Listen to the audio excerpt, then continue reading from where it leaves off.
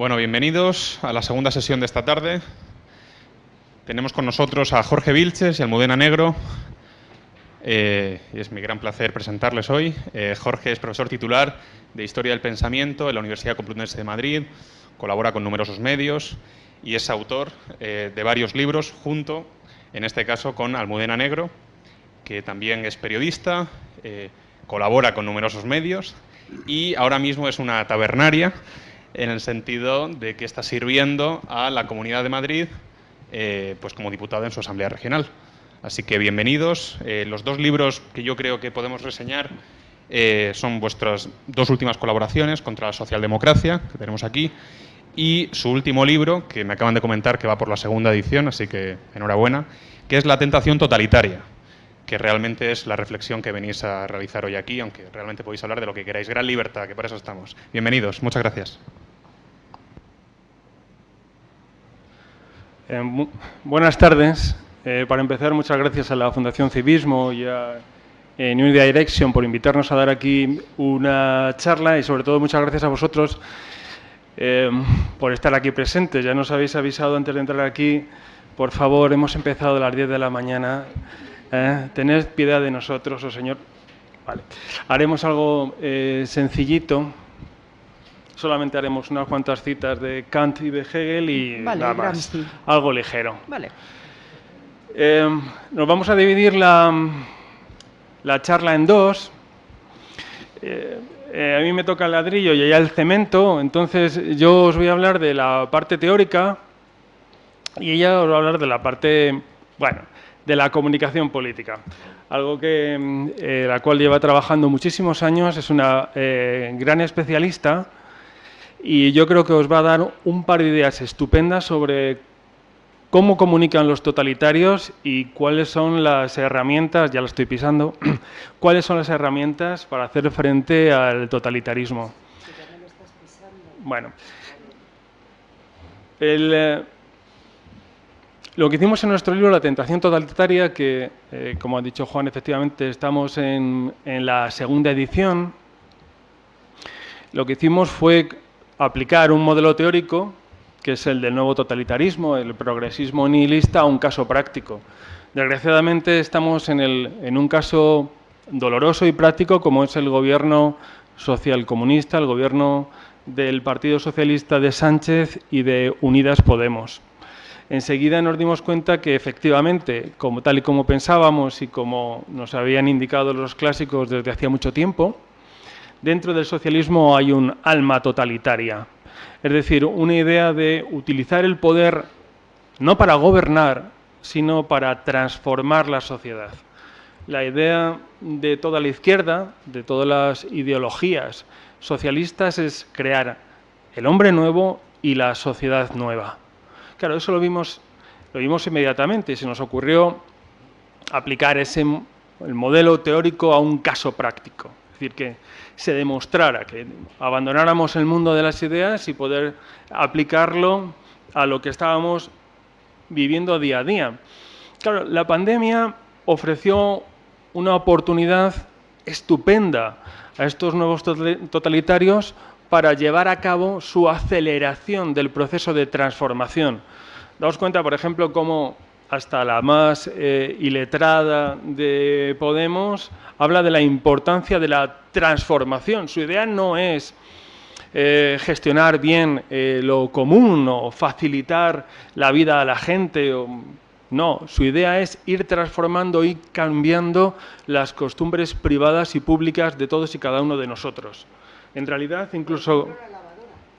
en realidad se pasan la mayor parte del tiempo regañándonos. No es una cuestión de broma, sino que ellos consideran que nuestro pensamiento, nuestra forma de actuar, nuestra forma de relacionarnos, por ejemplo, la ley esta de sexualidad, solo el sí es sí, todo este tipo de normativas y de legislación responde a una idea de ingeniería social. Bueno, vuelvo a lo de antes.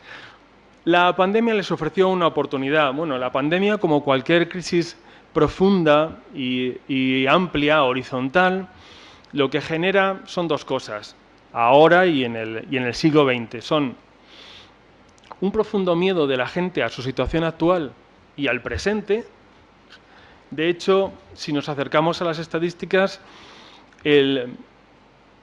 las cifras de enfermos por ansiedad o por depresión han aumentado mucho con la pandemia. Eso es el efecto del miedo general. Hay un miedo a la situación presente y a la situación futura.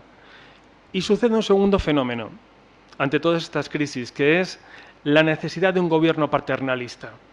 O sea, un Estado omnipresente, omnicomprensivo, que nos solucione la vida. Es decir, que ocupe la faceta de nuestra individualidad, de nuestra responsabilidad, que tome por nosotros las decisiones y nos proporcione aquellos elementos necesarios para vivir. Y a ese gobierno y a ese Estado nosotros somos capaces, me refiero a nosotros como comunidad, somos capaces de sacrificar nuestras libertades. Y eso la izquierda con la pandemia lo intentó utilizar. De ahí, por ejemplo, que hablaran constantemente de la unidad detrás del gobierno, que no era otra cosa que la sumisión a los dictados del gobierno. Bueno,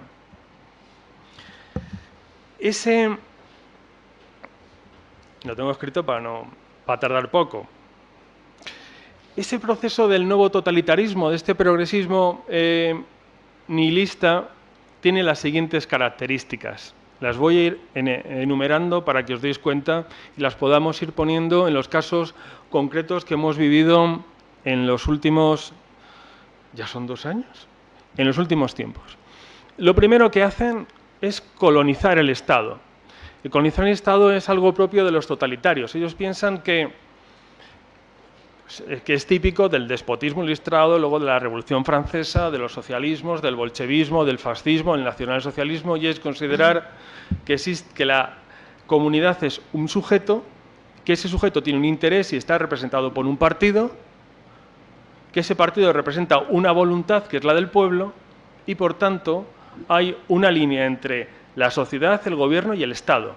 Y el Estado deja de ser ese sujeto neutral para convertirse en un sujeto partícipe del gobierno. El Estado tiene que estar al servicio de la política del gobierno. Colonizan el Estado, lo hemos visto en todas, en cualquier institución. Allí el Partido Socialista y Unidas Podemos han colocado a sus sujetos. Es una característica diferencial con la derecha, que no lo hace. El Partido Popular, para bien o para mal, desde un punto de vista liberal, para bien, no coloniza el Estado cuando está en el poder. Sin embargo, la izquierda sí lo hace. Lo segundo que hacen es la de producir legislación. Producir legislación, porque, insisto, no se trata de gobernar, se trata de transformar. Y esa legislación lo que pretende es cambiar las costumbres privadas, introducirse en la moral y la intimidad de las personas. La intimidad es un concepto liberal, es un concepto burgués. Si lo aplicáis a vuestra propia vida desde pequeños o desde adolescentes, tenéis vuestra propia habitación y en esa propia habitación sois vosotros. Es vuestra intimidad, es vuestro desarrollo personal. ¿Por qué? Porque está en la naturaleza de la persona, el desarrollarse y tener su propia intimidad, su propio espacio. El espacio de lo privado. No. La izquierda considera que el espacio de lo privado es un espacio de conflicto, es un espacio de poder y por tanto es un espacio público, político. De ahí que intenten siempre entrometerse en la vida privada de las personas.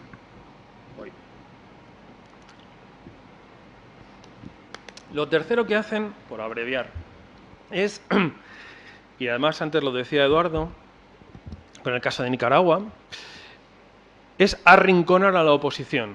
La oposición así es, por sistema, ilegítima, antipatriota y antidemocrática, por sistema, siempre.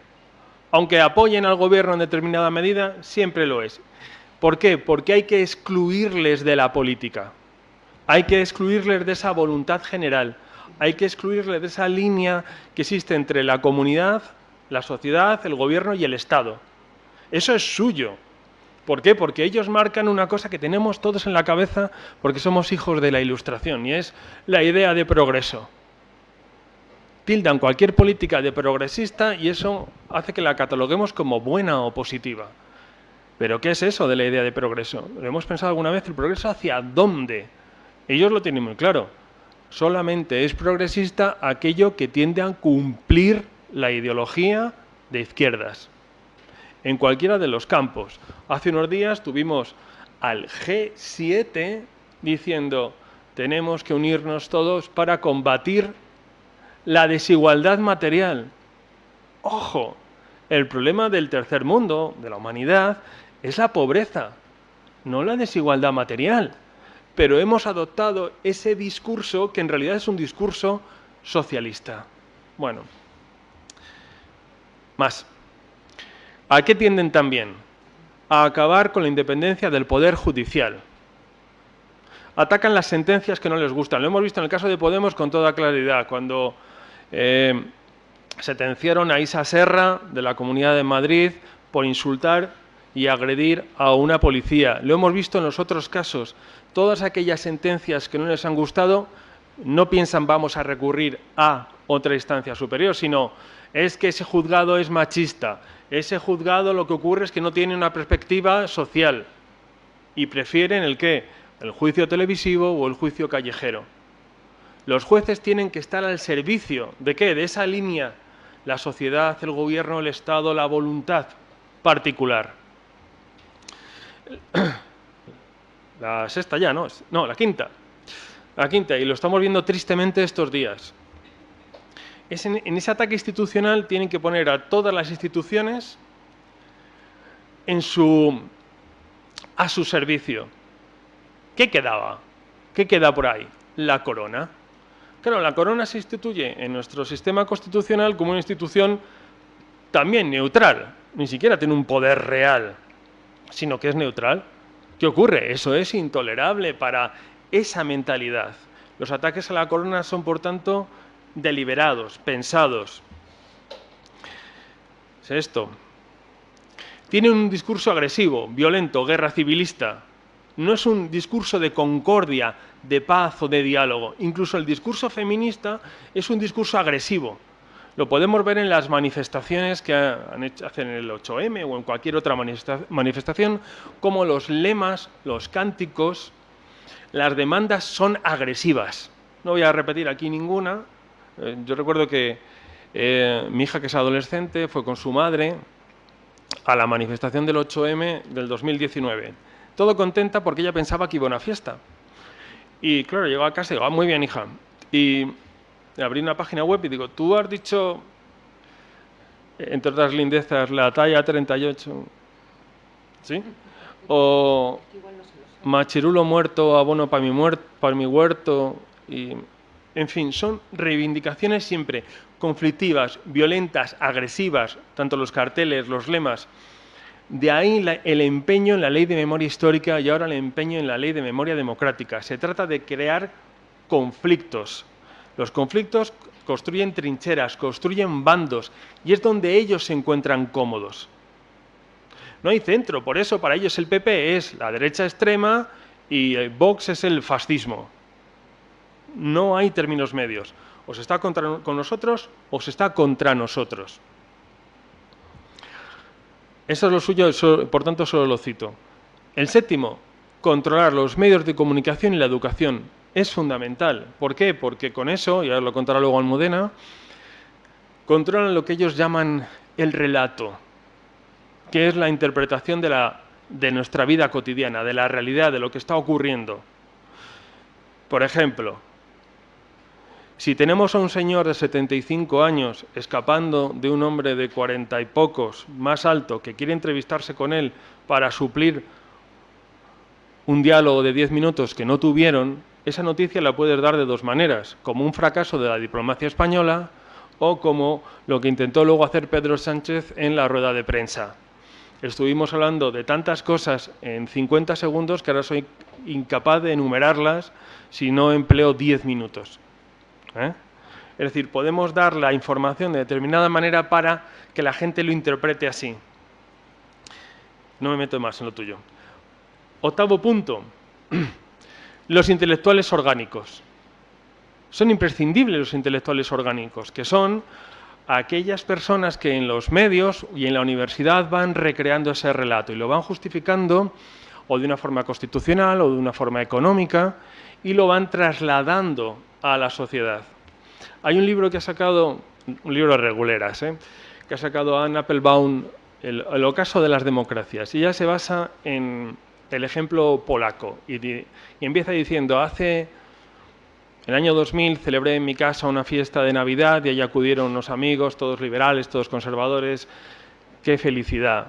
Ahora gobierna la derecha y muchos de aquellos intelectuales se han convertido en apéndices del gobierno y han dejado de ser liberales para convertirse en intolerantes.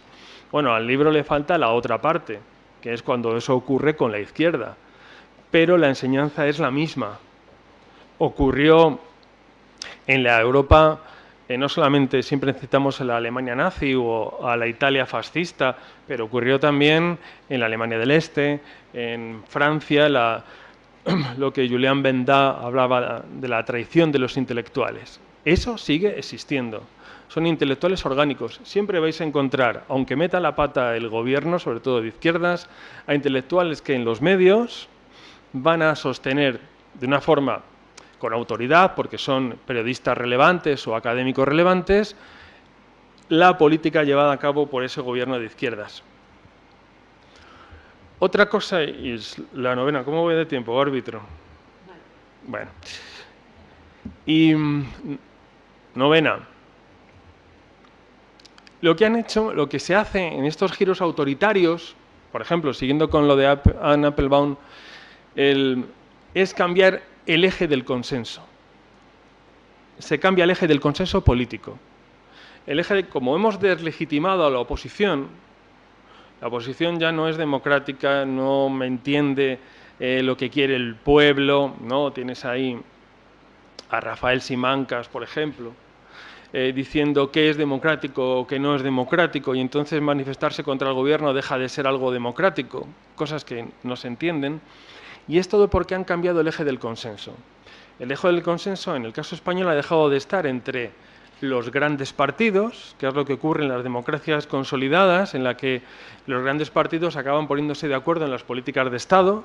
Por ejemplo, sería impensable que en una democracia sensata el pacto con unos golpistas se hiciera contra la oposición que seguramente en 2 años sustituya al Partido Socialista en el gobierno.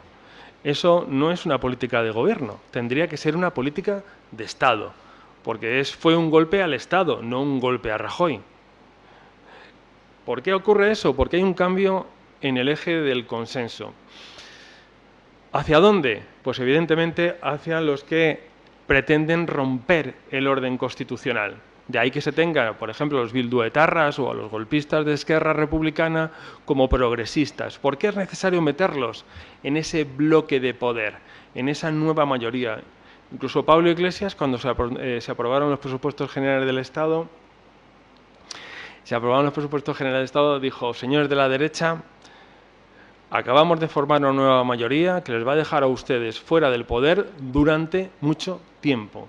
Claro, si consigues con esa nueva mayoría cambiar las bases de lo político, es decir, las bases de convivencia de la comunidad, a los que has dejado fuera no vuelven al poder porque se quedan fuera de juego.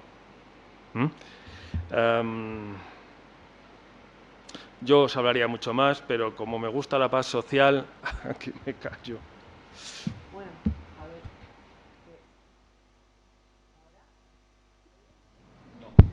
Se supone que sí, ¿no? Ah, ahora.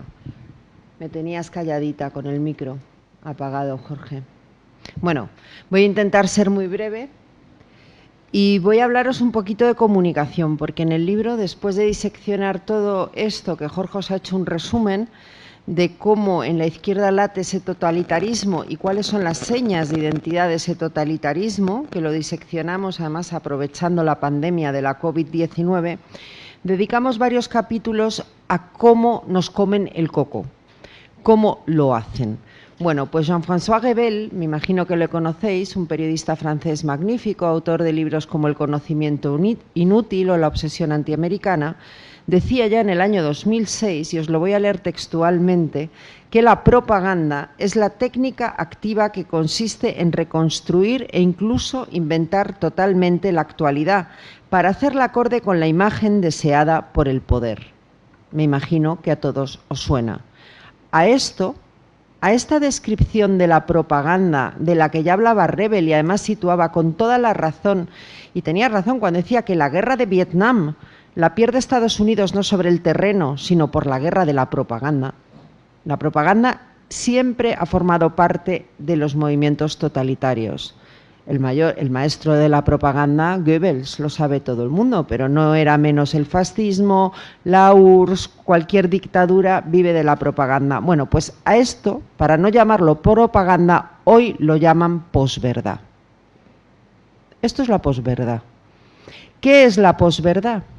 El construir una realidad paralela, un matrix paralelo basado en mentiras que se difunden a través de la hegemonía cultural de la izquierda que señalaba Jorge, a través de las universidades, de las escuelas, de los medios de comunicación y de eso que ellos llaman la cultura, que en el fondo no es mucho más que esta propaganda. Y lo hacen contando mentiras.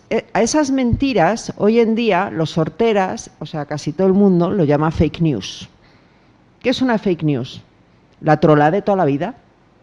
Una mentira vertida en un medio de comunicación o, por ejemplo, aquí en una conferencia, si yo os cuento una fake news, y que se distribuye a través de los medios de comunicación y de distribución, que son las redes sociales. Ni más ni menos. Luego las fake news.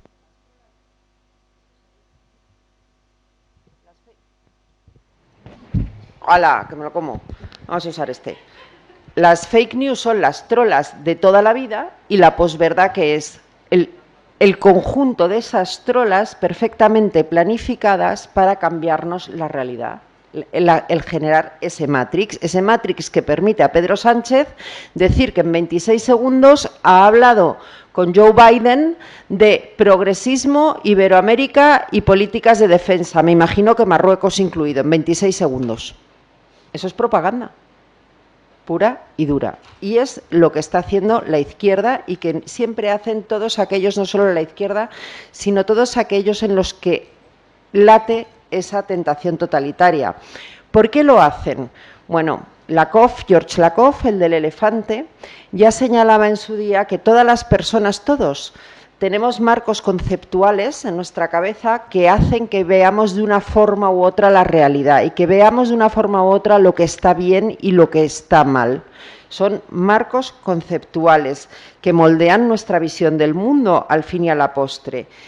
¿Qué es lo que quieren hacer los totalitarios? Pues sutilmente cambiarnos esos marcos conceptuales y, por cierto, prejuicios, que también tenemos todos, nos los quieren cambiar para que adoptemos su visión del mundo.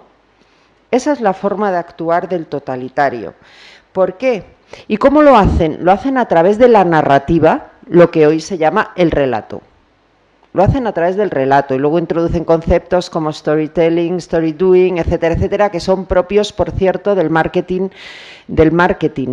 Podemos, una de las cosas que hace cuando llega al poder, es una fuerza populista, clarísimamente, es sustituir la comunicación política por el marketing, algo que también hace, por cierto, Ciudadanos. Bueno, ellos juegan a cambiarnos los marcos. Os voy a poner un ejemplo de cómo lo hacen. Aquí de toda la vida en España se ha hablado de inmigrante, que es el señor que viene a España. Mi madre, cuando viene de Alemania a vivir a España, es inmigrante. Emigrante, que es el señor, un gallego que se iba a Argentina, por ejemplo. De hecho, todavía se les llama gallegos. Eso era el emigrante. Bueno, pues de repente aquí en España la izquierda comienza a hablar de migrantes. ¿Qué son los migrantes? Migrantes soy yo el fin de semana pasado cuando me fui a la playa de Gandía. Eso es un migrante.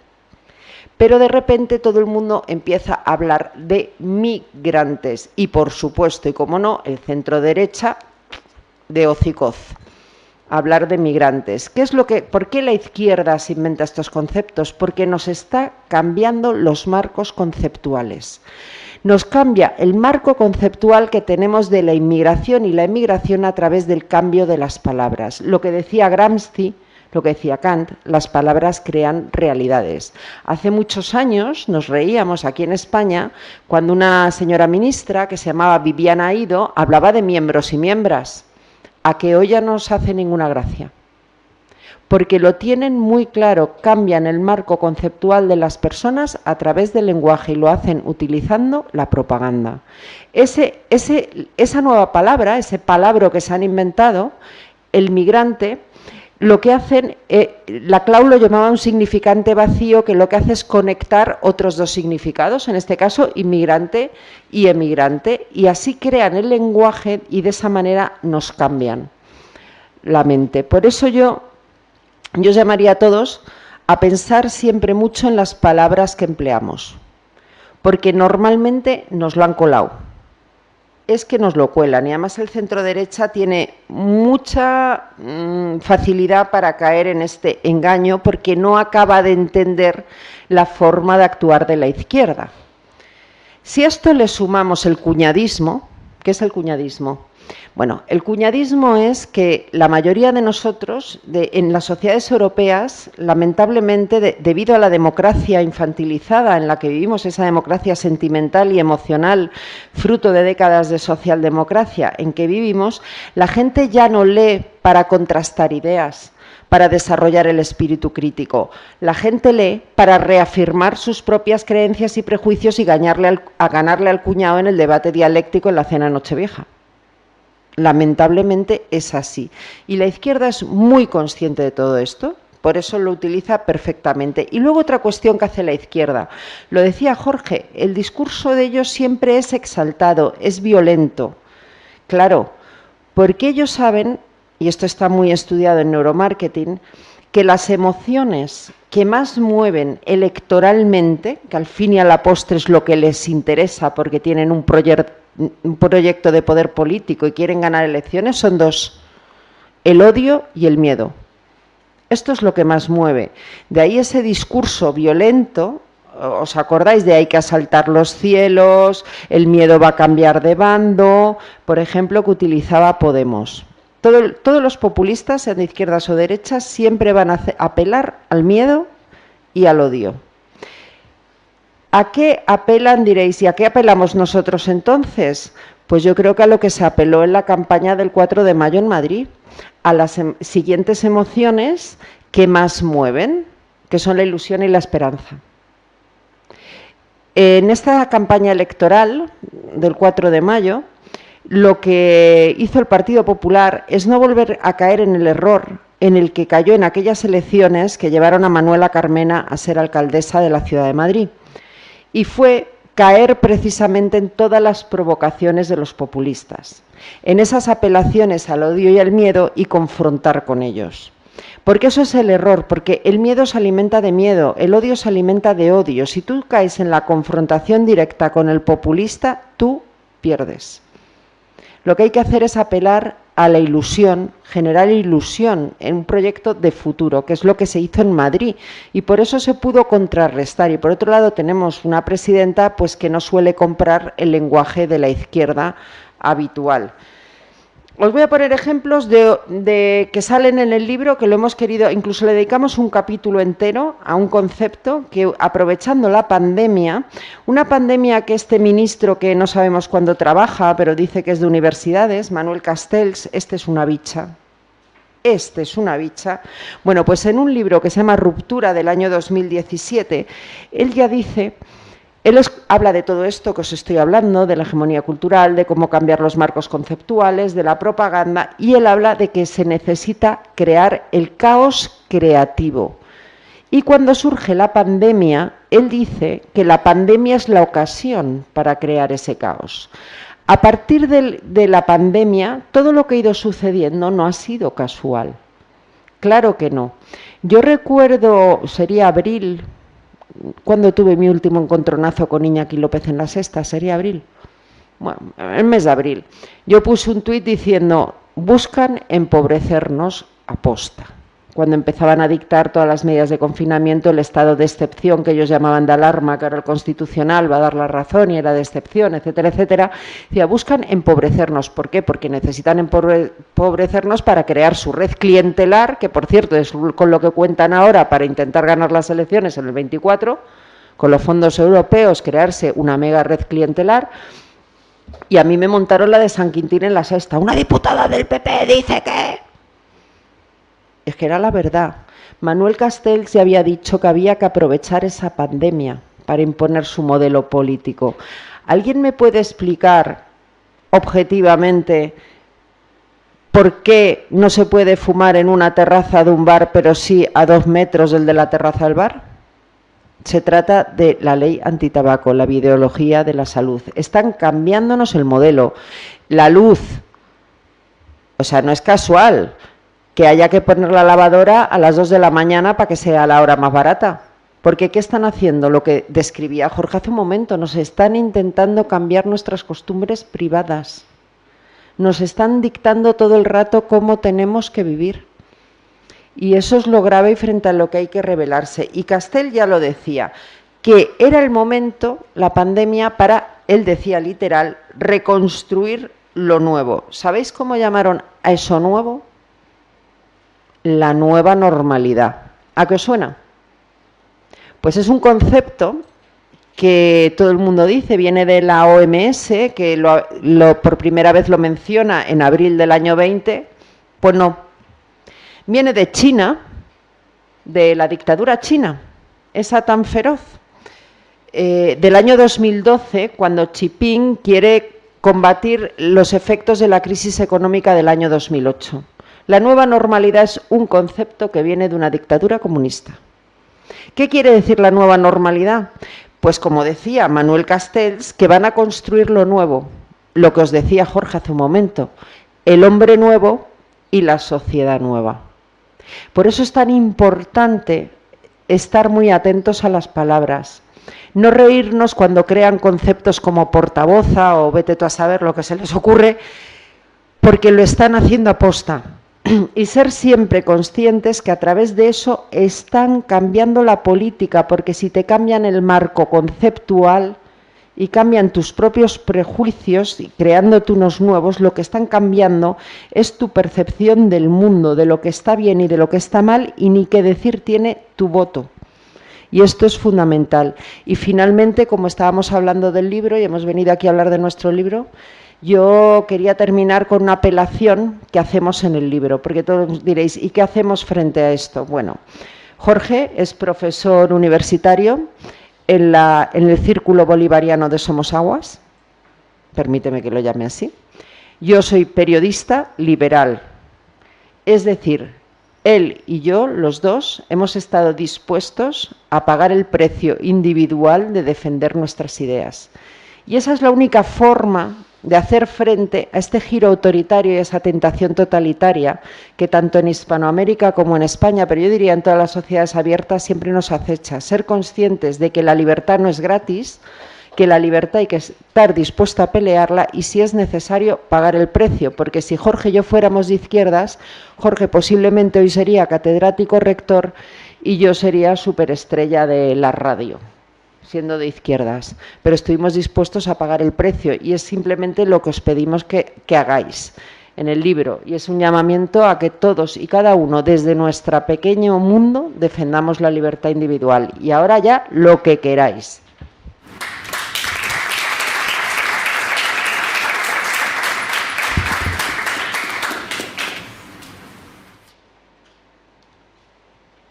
Muchísimas gracias por estar aquí y por la presentación. Yo quería haceros una doble pregunta. Esta mañana con Félix Ovejero, y ahora comentábamos durante el café, hemos hablado de esa izquierda que todos dicen que existe, pero que es difícil de encontrar, es una especie de unicornio, animal mitológico, esa izquierda no radical. Entonces yo os quería preguntar vuestra opinión al respecto de si la izquierda es radical por naturaleza o sencillamente esa radicalidad o ese carácter reaccionario de la izquierda es una derivada, ¿no?, de otra cosa que no es reaccionaria. Esto por un lado. Y por otro, el título de vuestro libro, que me parece muy bueno, de vuestro último libro, La tentación totalitaria, me ha llevado a pensar, porque esta mañana hablábamos de cómo la derecha debe dar pues, la batalla cultural, la batalla de las ideas, la batalla política. Y yo mencionaba que quizá no podemos conformarnos o no podemos permitirnos el lujo de utilizar los métodos que emplea la izquierda. Pero no cabe duda que ante la opresión, ante la vigilancia del lenguaje, etcétera, pues también la derecha puede sentir esa tentación totalitaria, ¿no? De manera que esto se convierta en una guerra tribal. Incluso la política identitaria puede darse de signo opuesto, y creo que esto es un peligro para los que tenemos esa sensibilidad por la libertad. Muchas gracias. Sí. Voy a empezar por el final. Es muy importante recuperar el concepto de totalitario, que es un concepto que rechaza la izquierda por motivos obvios. Lo rechaza porque desde que lo popularizó Hannah Arendt, como muy bien sabemos, la izquierda lo ha rechazado. Y lo ha rechazado porque aquellas características, por ejemplo, que ella misma o que Brzezinski o que Raymond Aron pusieron al totalitarismo, afectaban también al comunismo. Y la izquierda no podía soportar que aquella ideología que ellos consideraban hermana a la suya, o bien directamente la que guiaba sus vidas, era equiparable al nacionalsocialismo o al fascismo. Incluso Zizek, que es uno de los últimos filósofos marxistas que va dando conferencias, una de las últimas estrellas de la filosofía, dice abiertamente que no hay que utilizar el concepto de totalitario. Yo creo que sí, hay que utilizarlo.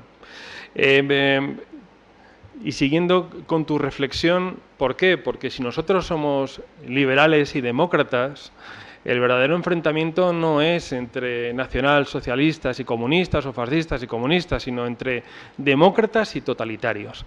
Aquellos que pensamos en la libertad como vertebradora de la persona y de la comunidad, y los que piensan que es el gobierno quien vertebra la sociedad. Esa es la gran diferencia y es donde está realmente la defensa de la libertad. De ahí que tanto les moleste y que me haya sorprendido, que antes te lo decía Juan, que tengáis hoy una jornada totalitaria. Esta es la segunda sesión y luego queda también la de Jano García, creo, hablando del totalitarismo. Y lo segundo, ¿qué le pasa a la izquierda? ¿Verdad? Está rara. Hay un último libro de Alejo Safire, que es un argentino afincado en París desde hace 25 años, que habla de la traición progresista. ¿Qué les ha pasado? Claro, a esa izquierda tradicional, a esa nueva izquierda de los años 60, le ha ocurrido lo siguiente, y es que le han cambiado la identidad. Eso es muy difícil para cualquiera de nosotros. Antes ellos interpretaban la realidad como una lucha de clases entre obreros y capitalistas. Habréis oído alguna vez aquello de el hijo del obrero a la universidad, ¿no? Pues son todas aquellas consignas de los años 60. Les han cambiado la identidad. Ya lo de la clase obrera no se estila.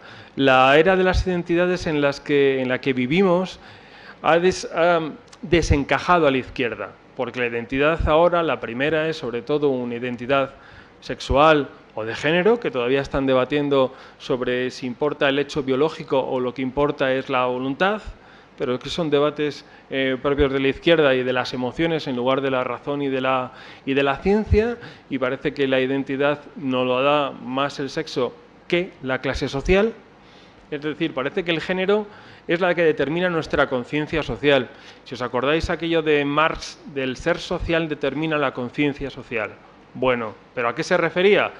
Al ser proletario, al ser trabajador, al pertenecer a la clase obrera. Eso ya no. Ahora lo que determina tu conciencia social es ser mujer, o ser hombre, o ser bisexual, o ser trisexual, lo que sea. Pero es la sexualidad y el género. ¿Qué es la otra identidad que descoloca a la izquierda tradicional? El nacionalismo. Dicen, pero bueno, si nosotros cantábamos la Internacional, ¿cómo vamos a poder encajar el internacionalismo con el nacionalismo? ¿Cómo es posible que nosotros hayamos llamado a Pujol progresista? O a Arzallus, nosotros somos jovencitos, al PNV progresista. ¿cómo nos hemos podido meter en ese enjambre? Claro, ahora mismo la izquierda está completamente desencajada. De ahí los problemas que se encuentra y el que ahí estén saliendo intelectuales, como habéis tenido esta mañana a Félix, hablando de los problemas que ahora mismo tiene la izquierda, en la que tiene que encontrarse. Muchas veces hablamos de los problemas de la derecha para saber si somos más liberales que conservadores, más conservadores que liberales, si el individuo está antes que la comunidad, si hay que reconstruirla, si necesitamos el Estado para legislar y recuperar terreno o todo lo contrario, hay que desregular. Pero no nos damos cuenta que a la izquierda le está ocurriendo un proceso de desintegración del pensamiento y filosófico muy grave y muy importante. De ahí que se hayan acogido a fórmulas tan antidemocráticas a todas luces como es el populismo y es el totalitarismo del que hablamos en este libro. No sé si quieres añadir alguna cosilla. Ay, sí, porque este es más cómodo. Bueno, hablabas de si toda la izquierda es radical. Bueno, me voy a poner randiana en este mismo instante y voy a decir, ¿qué término medio hay entre la libertad y la esclavitud? La socialdemocracia. Es que el problema es que estamos asistiendo, decía Jorge, a la crisis de la izquierda y estamos asistiendo también a la crisis de la socialdemocracia. Y a la crisis de la propia izquierda, como decía Jorge hace un momentito. Vamos a ver, Marx era mecanicista, Stalin era mecanicista. Stalin se levanta y ve a esta izquierda de Podemos, que si la ideología de género, que si lo uno, lo otro y todas las bioideologías de la salud, y los fusila. Es que esa es la realidad. Es que después de la caída del muro de Berlín, yo recuerdo a alguien que en esos años me dijo, y lo próximo en caer es la socialdemocracia, porque la diferencia entre el socialismo y la socialdemocracia es de grado, porque al final el socialdemócrata también busca el paraíso en esta tierra, también busca el hombre nuevo.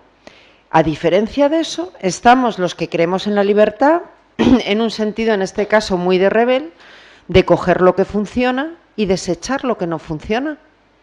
Ese es el liberal. Decía Rebel que además el liberal no tiene ideología, porque precisamente lo que hace es tomar de la experiencia lo que ha funcionado y desechar lo que no ha funcionado.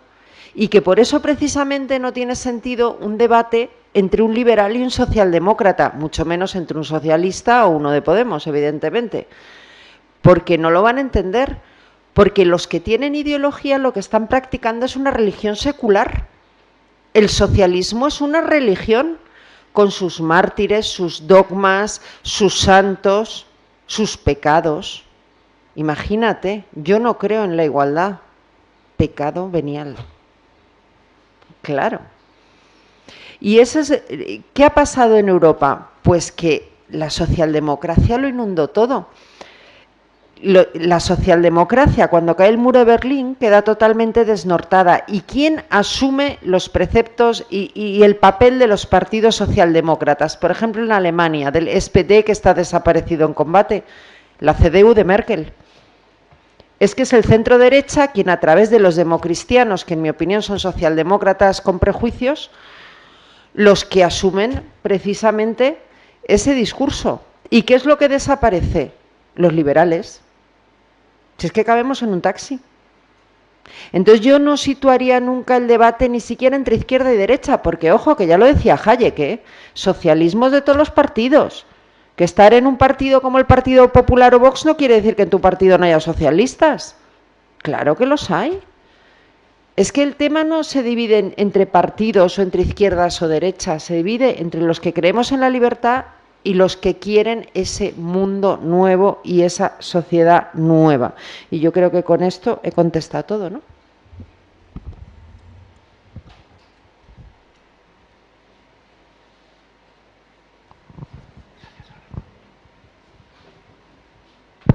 Bueno, buenas tardes. A mí personalmente me ha encantado la charla porque es precisamente lo que yo pienso y lo que, bueno, pues cada vez que ponemos la televisión, ¿no?, en cualquier noticiario nos damos cuenta de todo este sistema de lenguaje A mí me hace mucha gracia, por decirlo de alguna forma, como aquellos que nos llaman fascistas, ¿no?, por no comulgar con su ideología, son los mismos que luego se establecen en un Estado cada día más totalitario.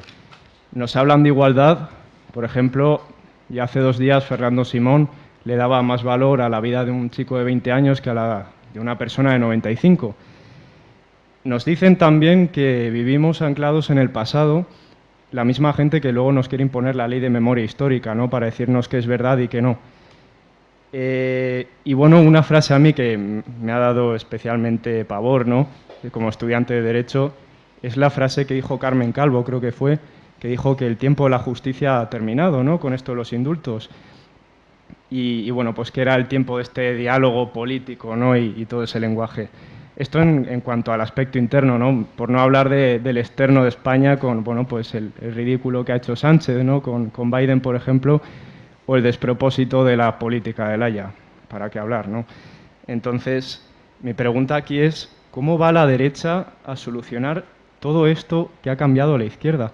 Porque es que yo personalmente creo que nos encontramos en un periodo el más decadente de toda nuestra historia de España, sin duda. Y los cambios que ha hecho la izquierda son tan profundos que yo me pregunto cómo va la derecha a cambiarlos. Porque habéis hablado de ilusión, ¿no?, de esto que ha funcionado en Madrid. Lo malo es que si uno promete la ilusión y luego no la cumple, el resultado puede ser mucho peor. Yo, por ejemplo, lo estudié con las primaveras árabes en Oriente Medio, ¿no? A la población se le prometió, se les dio una ilusión de que iban a cambiar los regímenes totalitarios y en algunos países, por ejemplo, como en Libia, Túnez o Egipto, el remedio fue peor que la enfermedad. Entonces, bueno, esa era mi pregunta.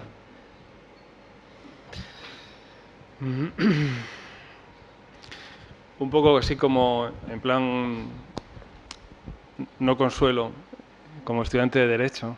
Yo también doy clase a los estudiantes de Derecho. La izquierda diferencia la legalidad de la legitimidad. La legalidad, como tú muy bien sabes, es ajustarse a las normas. Pero la legitimidad es un concepto subjetivo. La izquierda se acoge siempre a la legitimidad por encima de la legalidad. ¿Qué significa la legitimidad en su caso? Que la legitimidad está, como estamos viendo, por ejemplo, en la votación para la reunión de una asamblea ordinaria, es decir, nuestro Congreso de Diputados, y ellos lo convierten en una asamblea constituyente cuando no tiene ese mandato.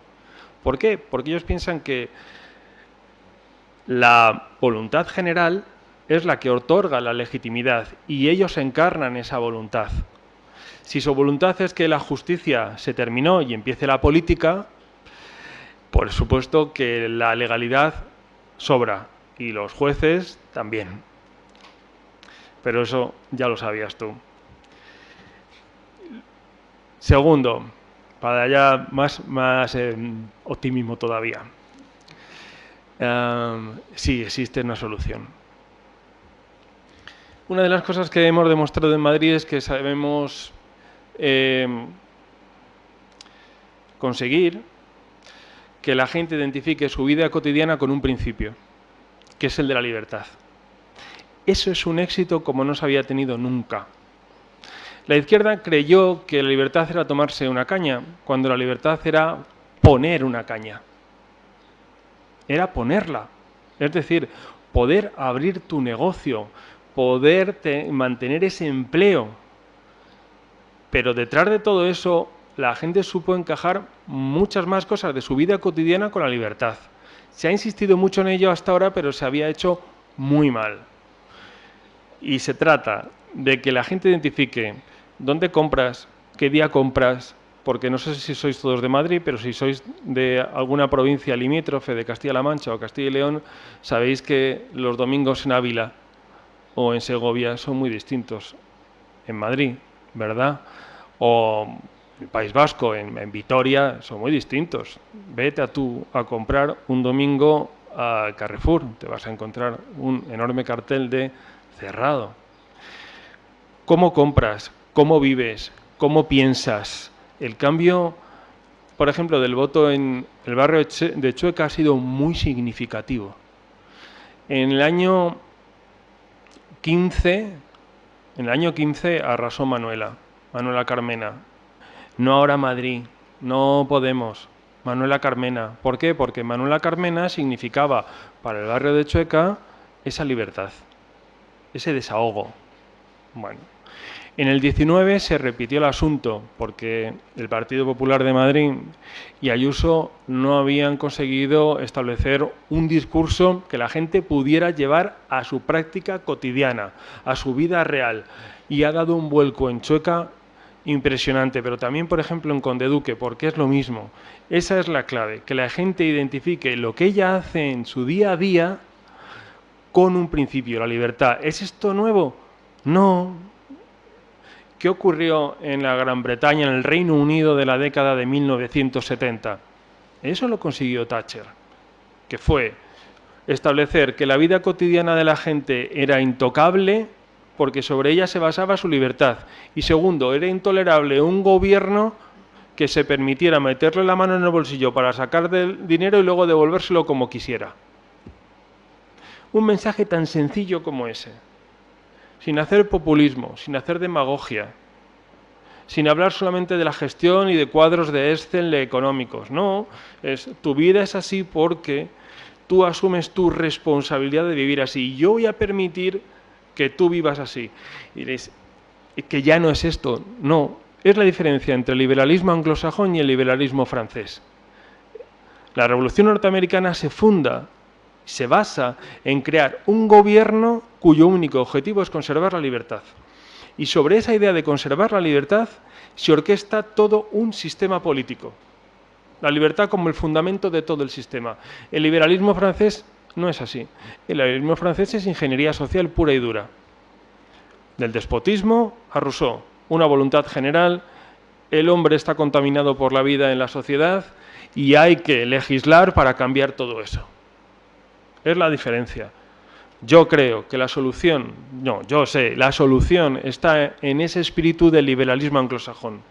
Orquestemos de tal manera nuestro sistema para permitir que la gente sea libre, sin tutelas, que no haya gobiernos que nos digan cómo tenemos que ser, qué tenemos que hacer, cómo tenemos que pensar, cómo tenemos que relacionarnos, cómo tenemos que vestir, a qué hora tenemos que salir.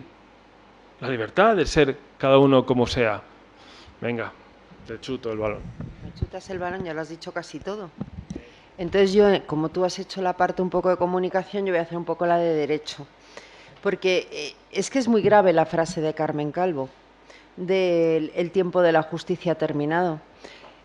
Porque recuerda, por cierto, a Alfonso Guerra, cuando dijo aquello de Montesquieu ha muerto y se cargaron la libertad de elección de los jueces del Consejo General del Poder Judicial. Pero es una de las señas de identidad de las que os hablaba Jorge al principio como seña de identidad del totalitarismo. Tienen que acabar con la división de poderes. ¿Qué es la democracia? Representación y división de poderes. Pues hay que acabar con la división de poderes. Y lo hacen a través, además, decía muy bien Jorge, de la legislación. Yo os recomendaría leer un librito, está en PDF, en Google, de Frédéric Bastiat, los que no lo hayáis leído, que se llama La Ley, porque describe muy bien la diferencia entre lo que es ley y legislación, que no es lo mismo. De hecho, la ley no es justa por ser ley, es ley si es justa. Y cuando un Estado como el español, yo diría el europeo, los Estados europeos, que por cierto, otra de las cosas que está en crisis es el Estado-nación, pero cuando el Estado empieza a expandirse, como se ha expandido en España, deja ya incluso de ser omnipresente a ser minotauro, y encima ya es un Estado moral que dicta lo que está bien y lo que está mal, ¿la ley existe en España o lo que hay es legislación? Es decir, 100.000 códigos normativos, digámoslo así, en estos momentos en España. Seguro que todos estamos incumpliendo en este momento 3 o 4 normas, y no lo sabemos, porque hay 100.000. Yo más, fijo. Pero ese es el tema, y es un tema del que no se suele hablar, y es si en España sigue existiendo el derecho. Porque a través del positivismo jurídico, de la negación del derecho natural, me voy a explicar para los que no seáis de derecho, para la parte de la izquierda positivista, que es toda. tú no tienes derecho por haber nacido persona. A ti los derechos te los otorga la Constitución, que esto es algo en lo que cae muchas veces también el centro derecha, en ese mito del constitucionalismo, como si aquí tuviéramos derecho porque tuvimos una magnífica Constitución. No, no. Tú tienes derecho a la vida y a la propiedad porque eres persona. Ellos no creen en eso. Y como además tienen que reglamentar las costumbres privadas, la vida, decirte cómo tienes que vivir, crean normas para todo. Por cierto, contradictorias. No sé si sabéis que es imposible bajar en canoa, en una canoa de piragüismo, varias comunidades autónomas a la vez, porque tienes que pararte en cada comunidad autónoma y cambiar la altura de la matrícula de la canoa. Pero, os reís de España, en la Unión Europea, esos que comen y beben a veces en Bruselas, se dedicaron a legislar cuántos minutos podía permanecer encendida la Nespresso. Es que no es una broma. Entonces, eso, Bastiat, a todo eso no lo llama ley. Yo ahí estoy con él, lo llama despojo legal. Es esa legislación. Y cuando Carmen Calvo habla de que el tiempo de la justicia ha terminado, quiere decir que se acabó la ley, que se acabó el derecho, que se acabó la independencia judicial y que empieza el tiempo de ellos, los legisladores. Es decir, los de derecho positivo y el freírnos a normas que nos digan lo que tenemos que hacer. Y como decía Jorge, además, se creen que están en Asamblea Constituyente y que la voluntad política puede suplir al derecho. Eso es propio de totalitarios y por eso nosotros siempre hablamos de totalitarios. Yo creo que esa es la palabra con la que os tenéis que quedar hoy al salir de aquí. Dejemos de hablar de autoritarios, dejemos de hablar de populismos, hablemos de lo que son totalitarios. Pues muchísimas gracias a los dos, nos hemos quedado sin tiempo ya, lamentablemente. Así que nada, muchas gracias Jorge y Almudena.